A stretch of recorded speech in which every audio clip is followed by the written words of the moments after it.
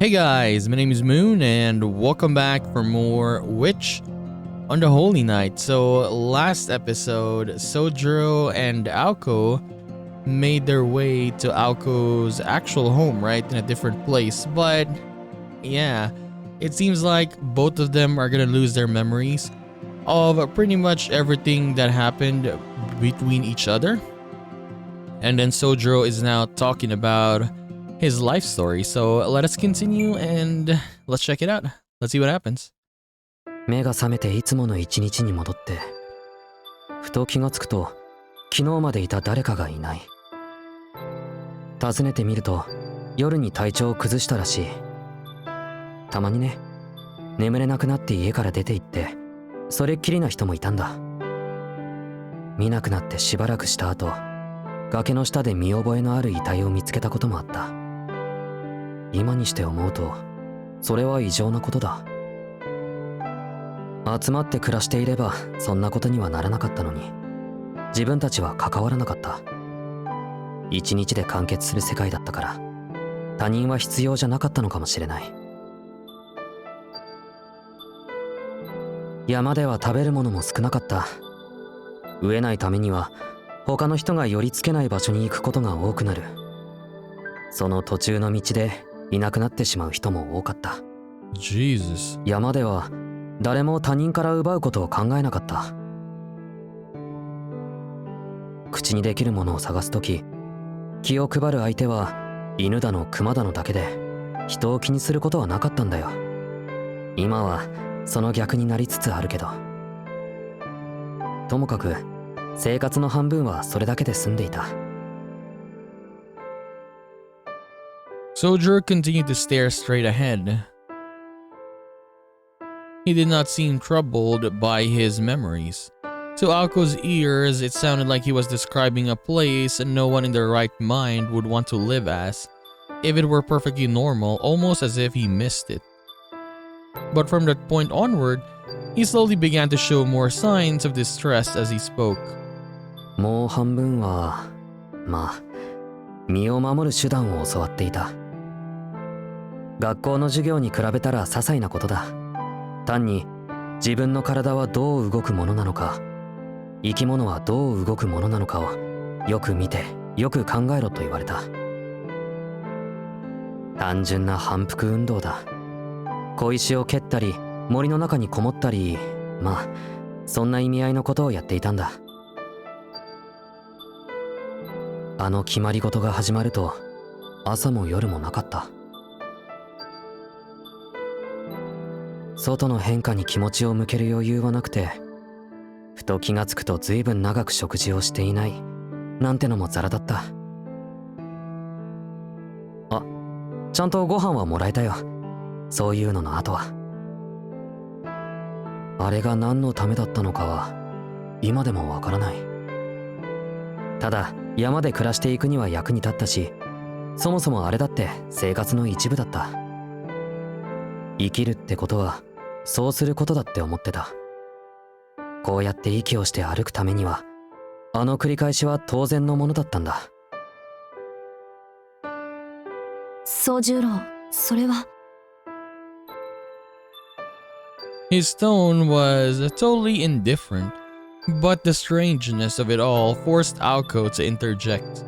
He glanced at Aoko and nodded as if to show he knew what she was thinking. 何かがおかしかったんだろう。あれは身を守る知恵じゃなくてもっと違う用途のものだった。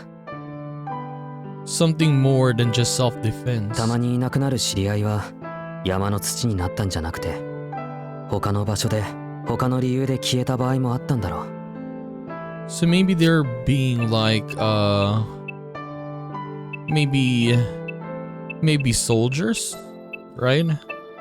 Because yeah, if Soldier is saying this, like people disappeared, right? They left the mountain. Maybe they had something to do out there. Maybe they were being hired or something. でも考えることさえなかった。精神の隙間を知れだの、命の勝ち負けを知れだの、意味を汲み取らないまま鵜呑みにして、 So how did they 当 even 然の leave よう the に繰り返した。 Yeah, how did they leave the mountain then, right? If for example, it was like that, yeah, they would just allow him to just leave. それがどう評価されるものなのか俺にはわからない。ただ知らなければ、外のことなんて知らなければ悩むことなく自分はそこに居続けられたと思う。あなたの嫌いな生け死にの真似を続けて。I mean, if you have been used to living in something like that and you don't know the outside world, yeah, I guess, right? He did not respond to her question. From then on, they continued walking in silence. Aoku could not stop thinking about all the contradictions and absurdities in what he said. The imbalance in his education, for one. His knowledge of the basic of human life, thorough, yet he knew next to nothing about modern technology. He always said he was not good at socializing, but he seemed accustomed to talking in discussion. His upbringing could not have happened that way by chance. It was most certainly an environment purposefully constructed according to a play by some third party. Aoko had no idea what the plan could be or who the third party was though. Why would anyone want to create someone with a background like Sojiro's? Was it all part of a grander plan, or was there really a place deep in the mountains where it was normal to live like that? He had asked about this once in his home in the mountains, apparently. When he expressed his confusion, an elder had taken him aside, saying, "This is just how things have always been around here, boy. There's no reason to keep doing it, but there's also no reason to stop." With a laugh, the elder chose a new identity in life outside the mountains for young Sojiro and sent him off to live on his own. Okay. Aoko's home loomed at the end of their path. It was a generic home without any really distinguishing features. It seemed as if a house from a town had been picked up and dropped here. One could imagine the residents were peaceful people who engage in farming and raising animals in their spare time. Gazing at what lay before him, Sojiro finally opened his mouth to answer Aoko's earlier question. 自分にはできなかった。知らなければよかったのに知ってしまったから。But now I know I could never go back. その後は簡単だ。泣けない鳥はいらないと言われた。今まで疑いもなくできたことを意味を知っただけでできなくなったものはいらないと。I mean, that is true. どんなに山にいたくてもできないのなら意味がない。俺は意味を知った瞬間に意味を信じることができなくなった。だから山を降りたんだ。けれど、どうなんだろう。そこではそうすることだけが全てだった。そうすることだけしか教えられなかった。だから。There had been only one problem with his life in the mountains, him, for having questioned it. It was all his mistake. He muttered as much to himself, his voice dripping with criticism. In Aoko's opinion, the world he described was in a sense perfect. The best situation to achieve a goal, in one which all elements extraneous to that goal have been removed. As long as the people involved have no concept of morality, they will consider the immoral to be completely correct. No, even such correctness would be foreign in concept. Only one thing was for sure. The world he had come from was frozen in time. That was what made Sojiro's tragedy possible. A world of wrongdoing and mistakes had created a human riddled with mistakes as well. Sojiro understood that it was wrong, and he still thought it beautiful even now. Regardless of what the truth behind it might have been, he considered that world perfect. He only blamed himself for having learned what existed outside the world.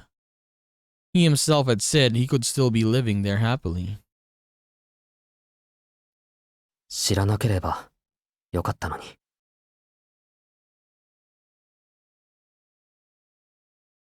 He surely felt the weight of the sinful words he spoke more deeply than anyone else. That's why he still wondered what had gone awry. Whose fault was it really? He didn't want to answer these questions alone. He wanted her to state it clearly for him. There was a moment of silence that felt like an eternity before she spoke. 私には答えられないわ。Her reply came quietly. It was not that she did not have an answer, it was that she could not tell him. It was a struggle for her to tell such a bold-faced lie. He reflected deeply on what she said. He knew right away that her words were coming from a place of kindness. そうだな。君の最初の優しさが今でよかった。A pleasant look floated across his face, out of which Aoko could only scowl. 何よそれ。まるで普段から優しくないみたいじゃない。青崎は優しくないじゃないか。She found herself unable to offer any protest against such a blunt statement. It was because she knew he was correct. そうね。優しくなんかないわね。私。Sojiro smiled in response to her vaguely sad consent, as if to say, "Told you so." His indulgent smirk arose from his sense of personal pride in the situation. It was both warm-hearted and uncomfortable, causing Aoko to instantly regret her question. If only she had asked about something else, something random that did not matter, then she never would have ended up in a mood like this. Only a few minutes remained until their path came to an end.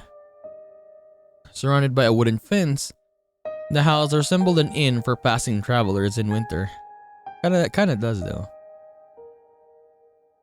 The light spilling out from the window brought to mind images of a lively dinner table, quite the opposite of the current mood between the two. ごめん。悪いこと聞いちゃって。Aoko stopped at the entrance to the yard. She had felt compelled to apologize even though it was the last time they would speak. Come on, or perhaps because it was the last time, Sojiro's only response was to shrug it off as if it were no problem. 話途中なのにね。He looked up at the house they had hiked so far to reach, his breath hanging white in the air. All signs of gloom were gone from Soldier's face as he nodded. 自分も話してみてようやく振り向けたと思う。だから青崎には感謝してるよ。それに、これはもう終わったことだ。続きを話すのはまた機会があった時にしよう。The next time. When is the next time? He turned his head to face Aoko with an ephemeral smile. He was his usual nonchalant self, the same as every other day. Aoko prayed that the day would never come, for her own peace of mind, but also for the well-being of this very unique boy. もっとも、そんな機会はもう来ないか。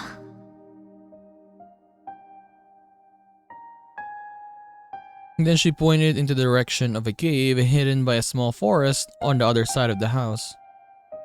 あそこ、ちょっとした洞穴があるの。そこに祖父がいるから、行って。本当は、もっと違った話が聞きたかったけど、仕方ないか。魔法は12時になると切れちゃうものだしね。A sarcastic grin spread across her face as she spoke. And Sojiro walked off, totally clueless as to what fairy tales she was referencing. The forest felt so far from the house to Aoko that it was like a different place on Earth altogether.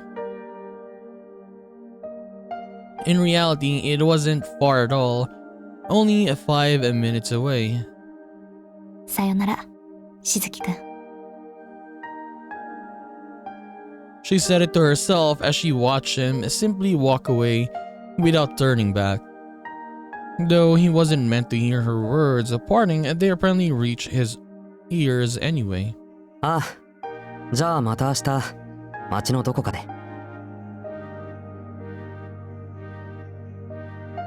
He raised his hand in farewell and then disappeared into the forest.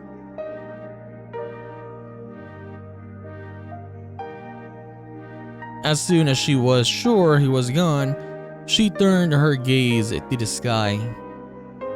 The night, the stars were even more beautiful than the moon.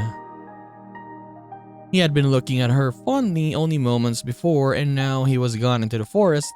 With only a brief word of parting, it did not feel real. And with that, she finally understood a little too late to matter. She understood who had truly been the strange and unusual one. Anyone could have ended up behaving like Sojiro. But not many could keep talking on and on the way he did. Everything he had done now was perfectly sensible in light of his former life in the mountains. As a magician, she was supposed to make miracles happen. But he had arrived at a miracle of his own through the trials and tribulations of following what he considered to be common sense. 素手で熊を倒すなんて、私にはどう転んでもできないし。It was pretty impressive. Sojiro's own magic was so mundane to him that it made him depressed to talk about it, but even so, it was the kind of brilliance only possessed by humans. She pulled her eyes back down from the starry sky and began to walk. The lights were on inside the entrance and the door was unlocked. Aoko rolled up her sleeves and checked the time, 1 hour left till midnight. She had just barely managed to satisfy her parents' request to visit before the end of the year. Placing her hand on the door, she took a deep breath. She promptly stifled the faint affection and sadness she had been feeling. It was her first time back in 2 years. Upon entering high school, she had begun living on her own, hence the past 2 years away from home.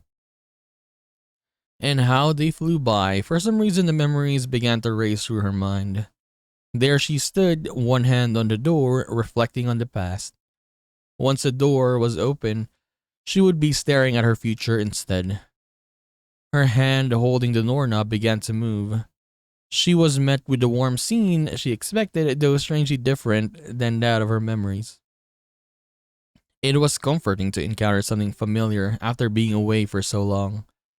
And so it was with a small unspoken gratitude that Aoko returned to her home. Without stopping to ring the doorbell, she called out with a smile, "I'm home."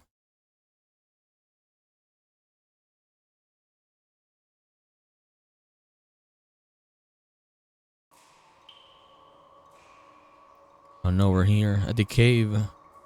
The moment Sojiro stepped inside, he was struck with a strange feeling of familiarity. And this place is kinda scary. It was not mere nostalgia either. No, it reached further back into his past. It was a feeling far beyond from what he could even imagine.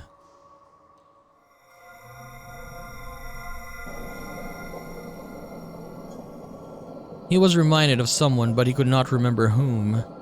Perhaps he was only reminded of himself, or perhaps of the old man before him now in the cavern.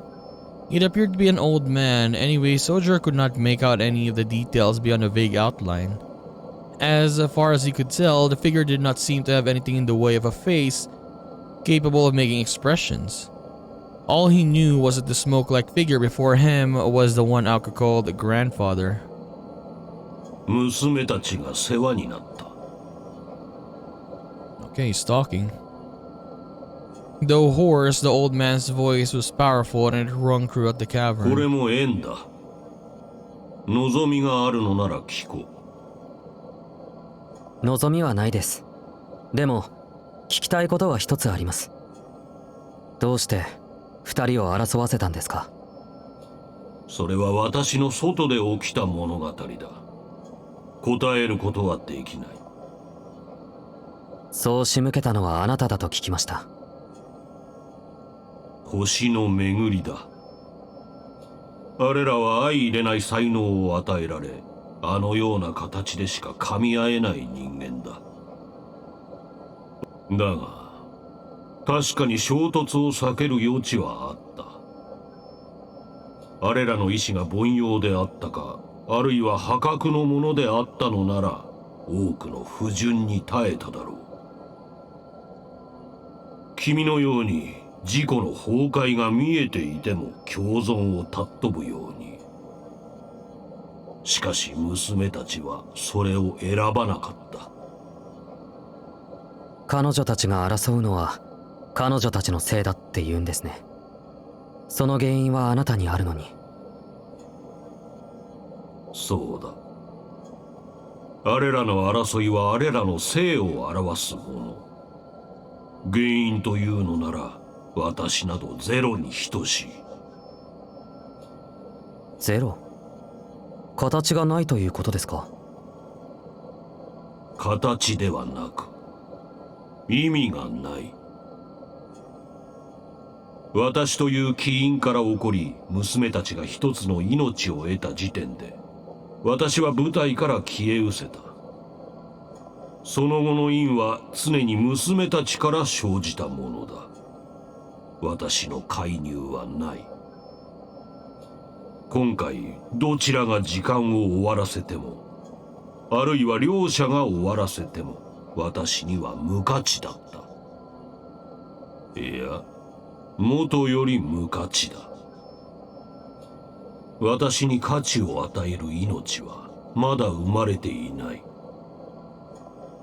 あれらがどうなろうとやるべきことは変わらない。青子が生きていても死んでいても跡継ぎを作るということですか？おそらくこの体が消えないのはそういうことだ。The steamy energy that filled the cavern made Sojiro's head reel. The moment Aoko and Toko were born, their grandfather seemed to have completely forgotten that they were his granddaughters. It was hard to imagine a satisfactory Aozaki heir ever being born. No amount of power would satisfy the old man. He showed no signs of compromise or restraint. 青子はそのために過去を捨てたのに。Honestly, if we could just destroy him, yeah, destroy all the books here. There was nothing but silence. However, this short moment of quiet would occur only once. The unreadable outline of the old man grew blurrier still. Long ago, an unfortunate child once wandered into the cave.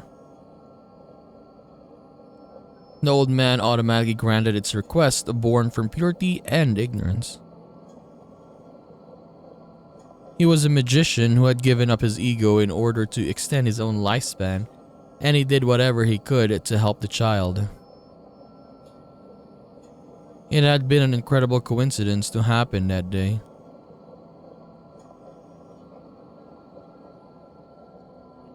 The child glared at the old man with tear-filled eyes at the sight of all the horrible things that had been brought about.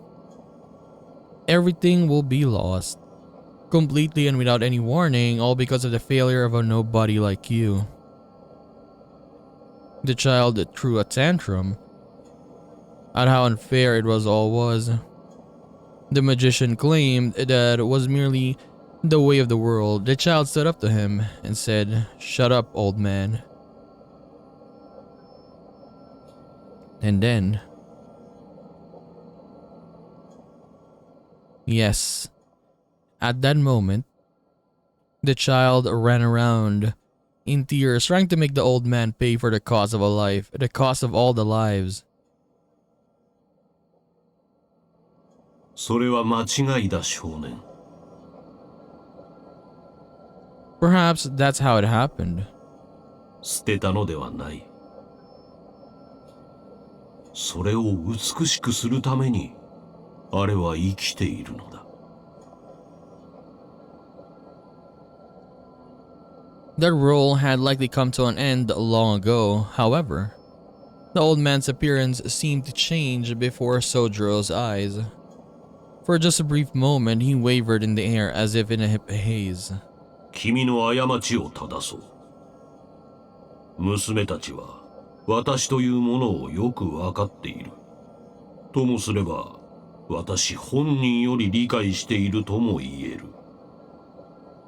私が娘たちの人格を考慮せぬように、娘たちもまた私というものの人格を認めていない。祖父さえいなかったのならという考えさえないだろう。あれらはそもそも争い合う自分たちを一度も卑下はしないはずだ。君にその関係を別れというのは酷だろうが。尋ね事は終わったようだ。次は私の番だ。君の名前を知りたい。Sojiro answered the old man's question. The smoky face seemed to frown, quivering ever so slightly. 意外だ。君は孤立しているというのに、複数を示す名がついているとは思わなかった。10. 似合わん。まったく似合わん。だがそちらでは正しいことだ。不釣り合いな場所にいるのなら、不釣り合いな名が必要だろう。希少ではあるが、やはり無価値だ。すべてを肯定する諦めは死に由来するものだろう。続くものがない以上、一代限りの才能は無価値だ。我の行く末に影響を与えた君に興味を持ったが、失望した。無駄な時間を過ごしたようだ。今は結ばれているが、いずれ離れていくのは変えようのない結末だ。では立ち去りたまえ。私は死者に用はない。二度と会うことはないだろう。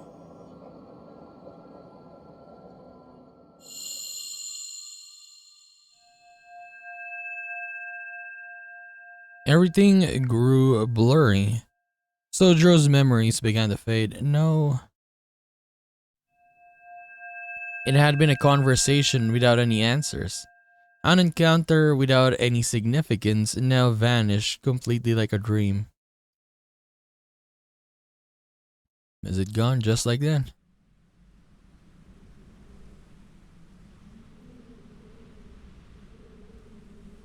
So what's gonna happen next? The air was cold, the sky beautiful. The evening sky at the end of each day looked different from the last. Each sunset could be seen for one day and one day only. Though the sky may not look dramatically different to the human eye from one day to the next. Every day we wake up a new person and forget the beautiful sights, the moments of heartbreak, and all the other fleeting feelings that seemed so real the day before. Simple statements such as this felt all the more profound in the still air of the mountains, more bone-piercing than the winter cold itself. Sojiro stared up the sky as if he'd forgotten when and where he was. Aoko's look of stunned surprise brought him back to the present. なんだ、早かったな、青崎。 Wait, he remembers. What? Yeah, I thought his memories are gone. Sojiro turned to face Aoko, who had only just stepped outside her family's yard. Like, even Aoko was surprised. At first, she had been too shocked to move or speak, but she quickly regained her composure and marched forward. She continued until she was standing right before him, with an intense scowl on her face. Sojiro slouched instinctively, bracing for impact. He had not the slightest idea what could have made her so angry. なんでまだここにいるのよ。 After I finally managed to convince myself that things were over, she was obviously irritated with him. In any case, the anger would have to subside before she could decide whether she was happy or sad to see him. Humans get angry when things do not go the way they had hoped. さっきから10分と20秒も経ってない。なんでこんなところで突っ立ってるのよ、あんた。It was supposed to have taken an entire day for her grandfather to erase his memories from the past month. She had been planning to let her grandfather handle all the details, and yet here was Sojiro, staring dumbly at the sky. He's no astrologer, he just likes looking at the night sky. Bombarded with Aoko's unspoken emotion, he proceeded to explain himself. あの老人からの伝言だけど、記憶の消去は君の役目で人に頼るな。だそうだ。今日呼ばれたのは単に悪口を聞かせたかっただけらしいよ。And that was it. Hearing this, Aoko finally began to feel like herself again. Despite having been ready to dish out the punishment only a few moments earlier, she now felt quite calm. そっか。人に任せるなんて確かに私らしくなかった。The intense look in her eyes slowly faded to her usual mildly irritated expression.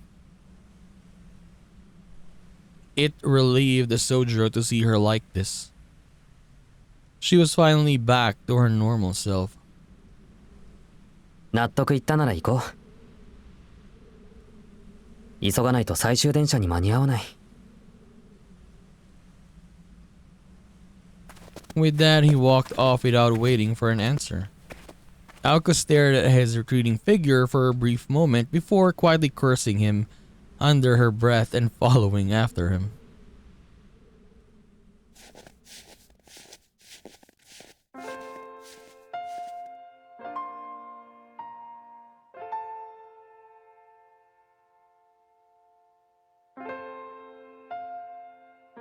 Their descent back to the station was much easier than the way there. A sheet of darkness spread out below them. There, in the middle of that ocean of black, was a single light, the tiny glowing station. They walked for some time in silence. Aoko recalled their earlier conversation and felt she had been too naive. She should have avoided all the serious stuff if this was how things were going to end up. Sojiro, meanwhile, was thinking of nothing at all, just like usual. For him, the silence felt quite natural, while for her, it was awkwardly uncomfortable. Suddenly, Sojiro blurted out the strangest thing without thinking. アリスにはお餅を買っていってあげよう。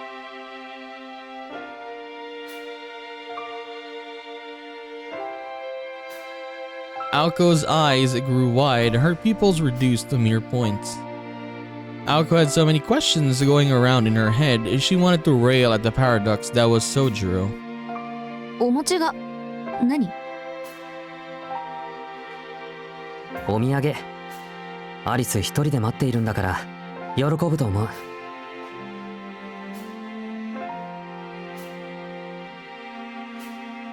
Aoko raised her hand to her head in concern. Unprotected by the warmth of a pair of gloves, her slender fingers were white from the cold. あの子にはそういうの逆効果だけど、宗十郎がやる分には大丈夫か。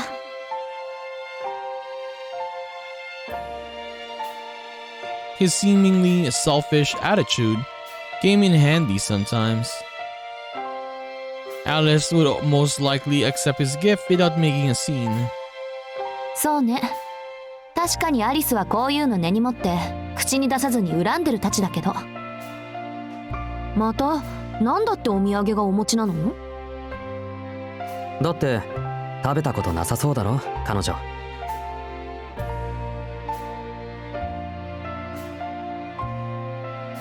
All Aoko could do in response to such a simple-minded observation was nod in agreement. The image of Alice eating mochi popped into her head, and suddenly the prospect of getting back to the mansion felt a little more exciting. あんたって本当に無心よね。そういえば前から不思議に思ってたんだけど、いつからアリスと仲良くなったの？そのきっかけが私にはわからないんだけど。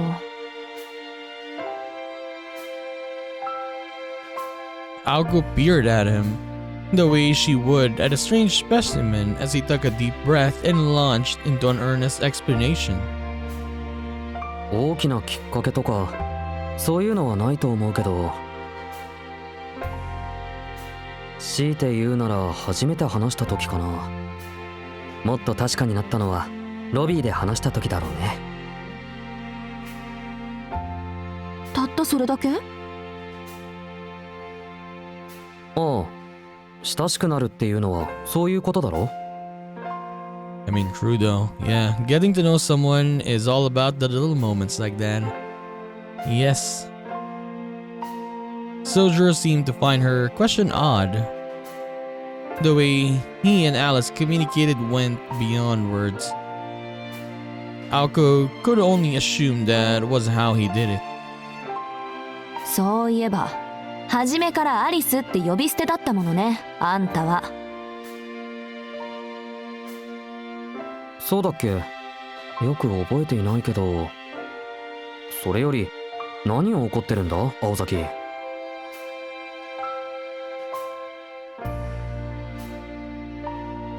別に怒ってないわよ、私。Her response was slightly cold but also somehow gentle. While they approached the halfway point of the mountain path, the night sky appeared more distant as they neared the bottom, and Sojiro continued to stare absent-mindedly at the stars. Then it finally hit her why his behavior had been bothering her since their ascent. She realized he must be feeling nostalgia.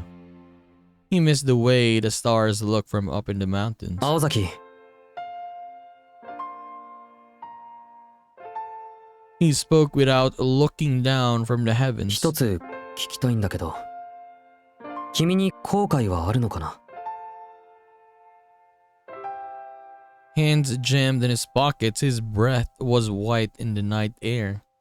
Aoko had the vague feeling somewhere deep inside that he was only a figment of her imagination. どうしたの？突然そんなこと聞いて。いいから答えて。聞きたいんだ。君に悔いはあるのかないのかを。It was a sad thing to ask. He would be hurt one way or another, no matter how she answered. But he wanted an answer, so she gave him one. ないわよ、そんなの。だってそれをしないために今を頑張ってるんだもの。後悔なんてのはね、宗十郎。するものじゃなくて、なくしていくためにあるものなのよ。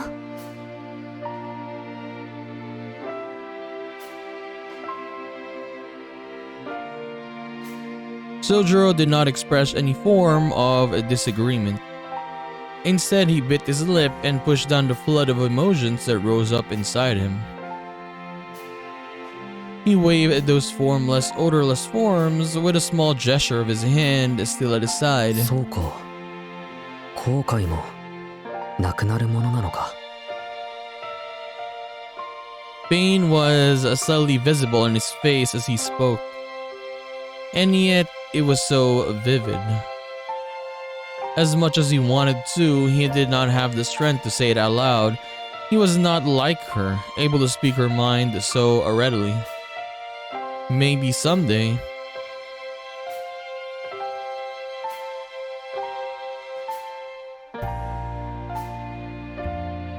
The sky and the darkness were both far away now. Tonight's grand view, only to be seen this once, he hoped its beauty would remain in his mind forever. But what then of the regrets he had come to hold inside, of the days he had spent that now shone like the stars in the sky? Would they too be with him forever? いい空ね。街じゃちょっと見れないな。Aoko mimicked Sojiro, looking up at the darkness overhead. The stars shone brighter here than in town. This clarity was thanks to the absence of any other lights amidst the darkness. Sojiro stared at her with almost a sense of loathing. As beautiful as the stars were, they were not the real thing, not here. そうだね。でもここでも手は届きそうにない。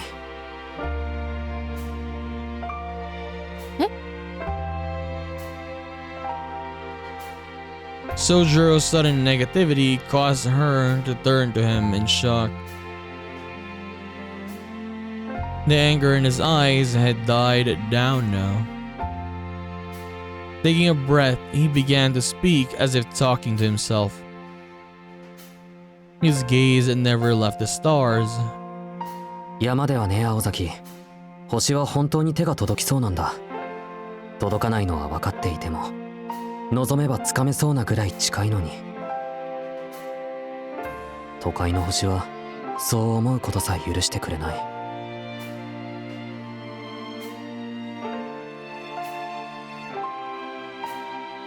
He was speaking of the sky in its pure state. The starry skies in the mountains far exceeded those of any urban planetarium. Their movement was like the pouring of rain. He spoke of the primal sky unchanged from the past, the same sky humans had traced with their fingers since prehistoric times. For him, it was a past to which he could never return, a place to which he did not know or even know the way back. 今まで目に映る全てを山と比べていた。こんな場所は本当は嫌いだったんだ。今でも正直馴染めない。でもいつか比べるのは街になってしまうんだろう。自分はこっちに降りてきてしまったんだから。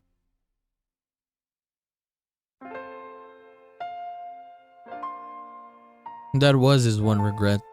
He lowered his gaze from the stars and turned to Aoko. Her eyes were unusually hesitant and looked slightly hurt. Was it empathy that they showed or pity? Either way, he was the reason for the uncharacteristic look on her face now. He shut his eyes and nodded in response to her unspoken question. うん。それは仕方のないことだ。ただ、そうなるのなら、そうなってしまう以上に、素晴らしいものを手に入れないといけない。後悔を、いつか、後悔と思わないために。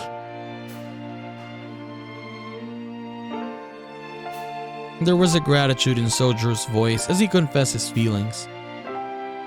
Remnants from the past must one day be released. Loss must be overcome. He had lost it, his everything, the moment she had answered his query. やめてよね。私の一言でいちいち人生観変えられちゃ身が重いじゃない。I mean, kinda did though. She smiled weakly and averted her eyes as she spoke those hurtful words. Most likely she was being completely honest, and in that she was being true to herself. それで祖父と何を話したの？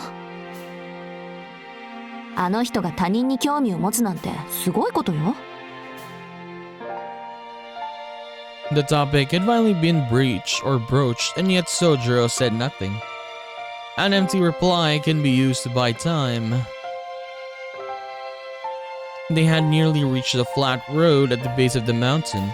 The soft earth here would soon give way to the tightly packed dirt of the paths running between the rice fields.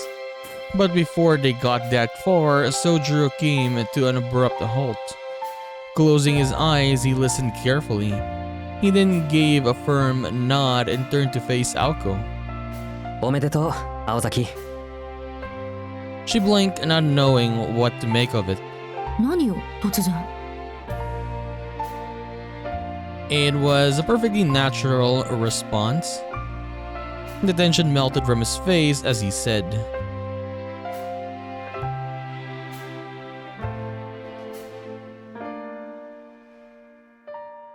新しい年だ。He now wore a smile full of joy.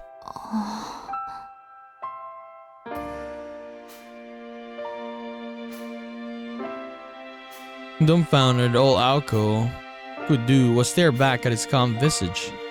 His surprise attack hit her so hard she thought she could hear the shrine bell and Yashirogi ringing in the new year. She had known it was the last day of the year, but had not given it much thought beyond that.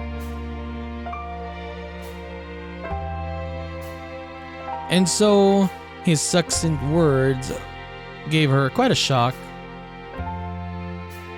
As if the girl who believed in the power of the bell all those years ago had come back. そっか。午前0時でもう新しい年なんだ。She spoke in a hushed tone as if this were shocking news. At the same time, a slight smile crept onto her face. A new year indeed. She recalled the first time she had worn a full-length kimono, how she had not been particularly uncomfortable or embarrassed, but not especially pretty either. The only pretty thing about her had been the moment she smiled at herself in the mirror. Seeing the warmth in her eyes, Sojiro closed his own in satisfaction. It made him happy to see her like that. いろいろあったけど、新しい年を君と迎えられてよかった。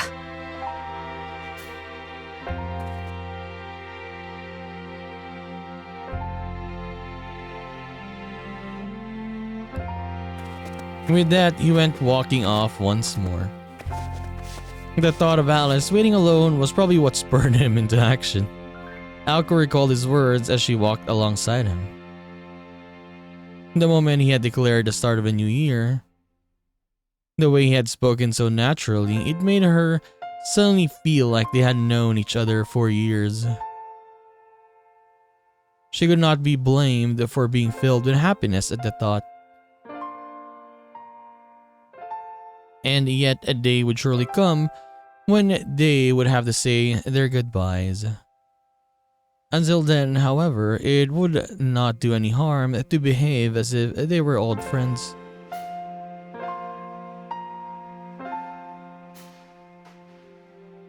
He was a naive yet incredibly unique young man. As they walked, she wondered how long this fleeting feeling of friendship would last.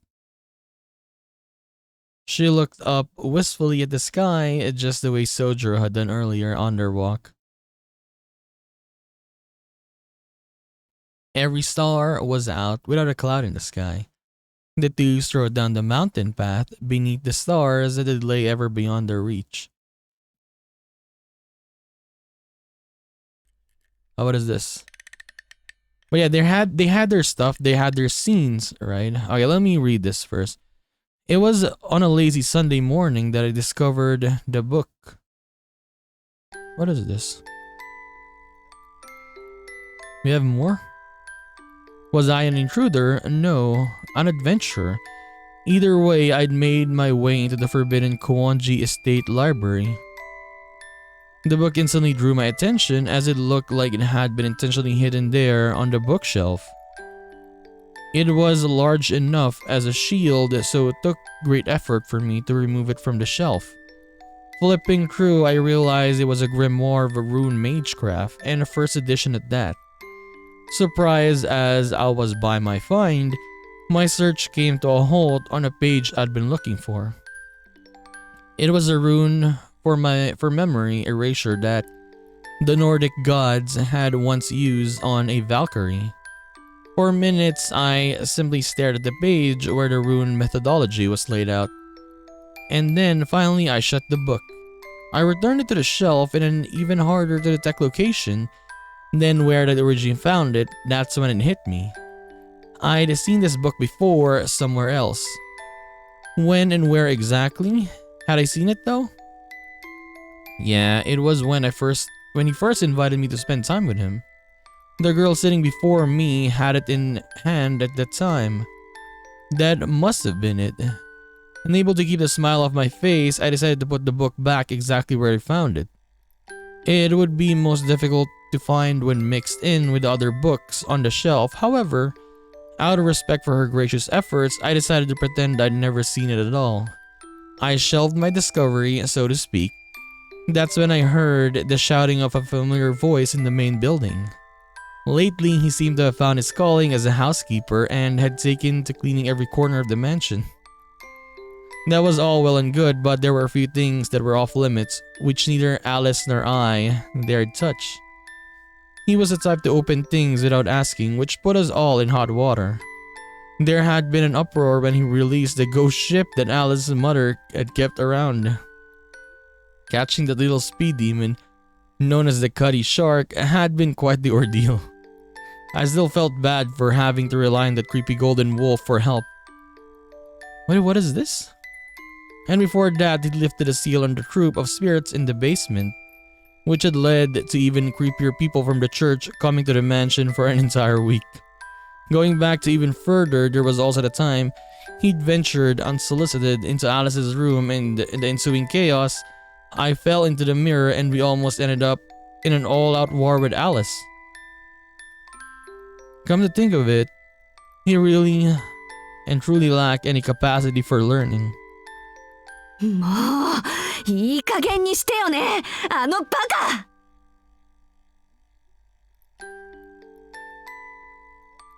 The good mood I'd been in up until that moment was spoiled and I went dashing out of the library. I imagined coming upon the architect of my troubles standing there in the hallway and giving him the swift dropkick to the face he deserved. As far as I was concerned, that would just be another fun day in the mansion.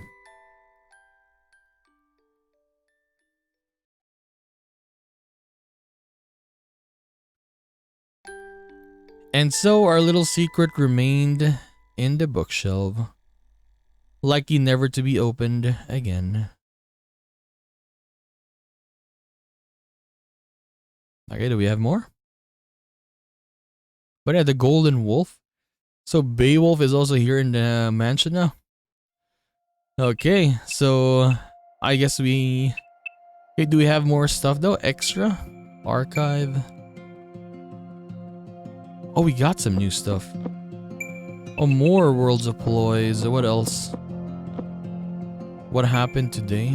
No, this chapter 13. The Honey Adventure. Okay, we got some more that we can check out. So it's not really over yet. We still have like some side stuff. But yeah, as I was talking about earlier, like I wish the other characters like Tobimaru, Kumari, and Kinomi, sure they had their moments, right? We had scenes with them, but I wish we had much more. Especially like Kinomi. Like Sojiro's friend. Yeah, we only saw him like a little. Compared for example like Tobimaru, we actually saw his backstory. They were telling us, right? And then with Kumari, we had her in the Martha sub-story. Or the side story. Was it right here? But yeah, the Martha one, this one, it was really good. But I wish that we had more scenes with them, right? It would have been much more fun, at least for me. But yeah, honestly, this feels like we just finished a route though. Like I think it's already finished. Like the main story is already done, but it feels like we just finished one route of a game and then we can start another route, but in reality there are no other routes. Right? It just kind of feels lacking, I suppose. Like I wanted more is what I'm saying. Like I'm not really satisfied with the ending, like as much as I love it. Like I want more. Yeah, I just want more. And we didn't really see a lot of... I mean, we still have some questions. Like in Sojiro's neck, right? Why did he have a bandage there? And then when he had the collar, why was he wearing that? They didn't even mention that. So at least for the memories for Sojiro, yeah, I guess he still has his memory. So that was good. I thought he was gonna, forget his memories, and Aoko as well, all of them. But thank God it didn't happen. So that is a plus, right? So yeah, I'll give this game, for me, even though it's a mostly slice of life, I'll give this a 9 out of 10. I really enjoyed this one.